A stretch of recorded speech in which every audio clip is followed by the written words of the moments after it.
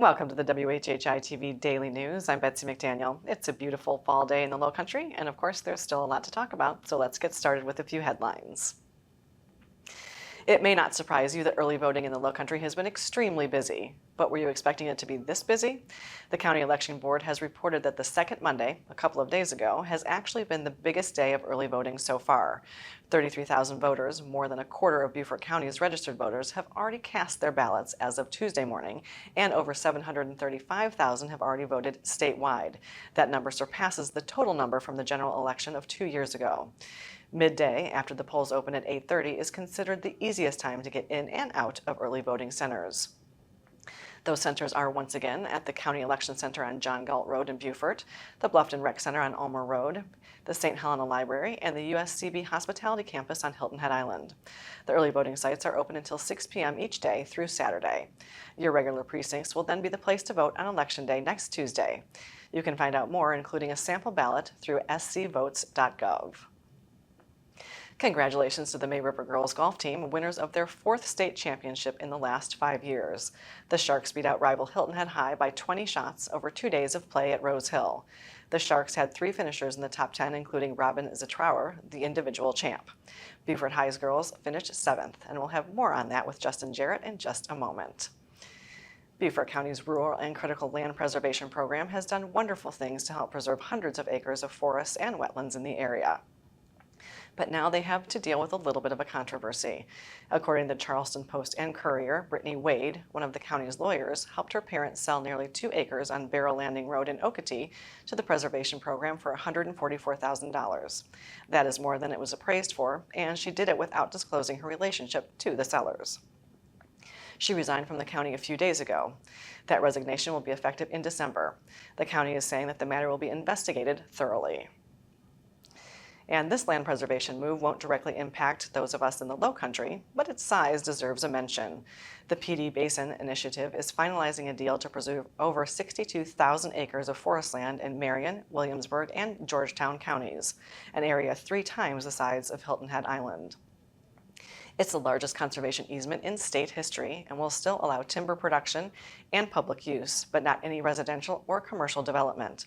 The U.S. Department of Agriculture has provided $50 million of the expected $70 million deal as part of a $265 million national preservation project. And how about a little state trivia to wrap up headlines today? South Carolina was ranked 4th in the country for the number of marriages per 1,000 women in 2022, up from 21st highest in 2012. The state is in the middle of the country in divorce rate, 24th highest, though that's also higher than a decade ago when we were 36th in the divorce rate. By the way, Washington, D.C., Colorado, and Nebraska are the top of marriage rates, with New Mexico at the bottom. Among divorce rates, Arkansas and Wyoming had the highest, Vermont the lowest. The media sources on your screen will have more on these and other stories, and we would love for you to like us on Facebook and follow us on Instagram at WHHI-TV. And if you have an idea for a news story, we'd love to hear it, so drop us a line at news@WHHITV.com. And now here's what happened last night in Lowco with Justin Jarrett.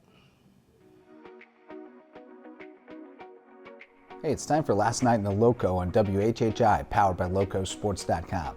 And it's time to celebrate another state champion from the Lowco, because the May River girls golf team has added another chapter to its dynastic legacy.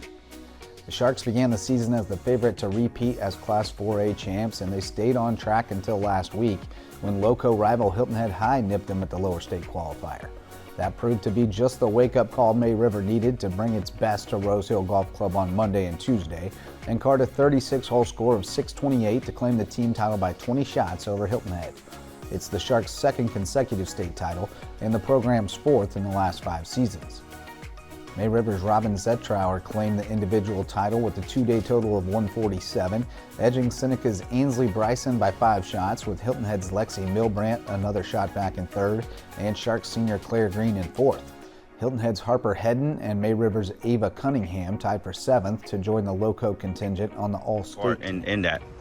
Honestly, it's been such a blessing. I'm so lucky that I got to be a part of this. I'm so lucky that I have the people that I have surrounding me that have allowed this to happen. I have so many teammates, Claire Green, Ava, Haley, and my past teammates, Kylie and Sydney Bowes. They've really made this program, and I've just been a part of it, so I'm so lucky. Okay, how would you Great representatives for the Lowco.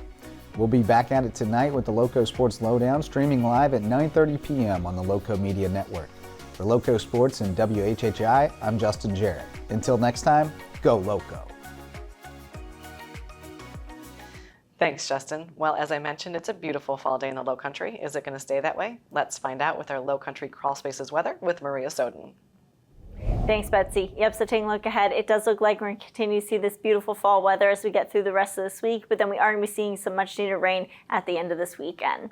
So taking a look at Thursday, it's going to be sunny to partly cloudy throughout the day, then it is going to stay clear into the evening, perfect for trick-or-treating. Hilton is going to have a high of 78, a low of 69. Bluffton's of a high of 80, a low of 67, and Beaufort's of a high of 80 and a low of 66. The sunrise for Thursday is going to be at 7:40 and sunset's going to be at 6:33. Taking a look at the tides, high tides will be at 9:10 a.m. and low tides will be at 4:29 p.m. Taking a look into the rest of the week and into the weekend, Friday is going to be sunny to partly cloudy with highs in the low 80s, lows are going to be in the mid 60s. Then come Saturday, it's going to be sunny to partly cloudy and humid with highs getting into the upper 70s and low 80s, and lows are going to be in the mid 60s. And then come Sunday, it's going to be breezy in the morning, then it'll be sunny to partly cloudy throughout the day, but then we are going to see scattered showers in the evening. Highs will be in the mid 70s, lows are going to be in the mid 60s. That's it for your Lowcountry Crawl Spaces weather. Let's head it back to the desk. Thanks, Maria. Well, Novant Healthcare is giving back to the community. We'll find out how after a quick break, so don't go away.